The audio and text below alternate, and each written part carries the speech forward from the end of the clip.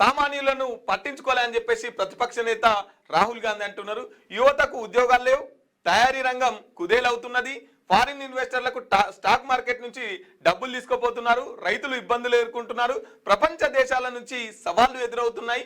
ఈ సంక్షోభాలను కేంద్రం పట్టించుకోలేదు, వీటికి బడ్జెట్లో ఎలాంటి పరిష్కారాలు చూపలేదు, సామాన్యుల సమస్యలను కేంద్రం విస్మరించిందని చెప్పేసి మాట్లాడుతున్నారు. నిజంగా యువతకు ఉద్యోగాలు లేవు.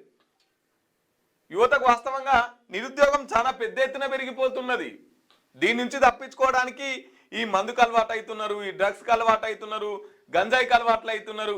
ఇంట్లో తిననీయరా, ఉండనీయరా, బయటకు వస్తేనేమో ఉద్యోగాలు లాగా. డిగ్రీ చదివిన వాళ్ళు కూడా ఆటోలు నడుపుతున్నారు, డీమార్ట్లలో పనిచేస్తున్నారు, తర్వాత ఇతర కంపెనీలలో పనిచేస్తున్నారు, బట్టల షాపులలో పనిచేస్తున్నారు, పాన్పూరి బండిలు పెడుతున్నారు, బీరు కంపెనీలలో పనిచేస్తున్నారు. డిగ్రీ చదివిన వాళ్ళు కూడా డీమార్ట్లలో మూటలు మోస్తున్నారు. నిరుద్యోగం ఇంత ఎత్తున పెద్ద ఎత్తున పెరిగిపోతున్నది. ఉద్యోగాలు లేవు, పని చేసుకొని బతుకుదామంటే పనులు లేవు, అన్ని యంత్రాలు వచ్చేసినాయి. లేదంటే ఇతరులు వేరే దేశానికి వచ్చిన వాళ్ళు, తర్వాత వేరే రాష్ట్రం నుంచి వచ్చిన వాళ్ళు పని చేసుకొని బతుకుతున్నారు అతి తక్కువ జీతాలకి.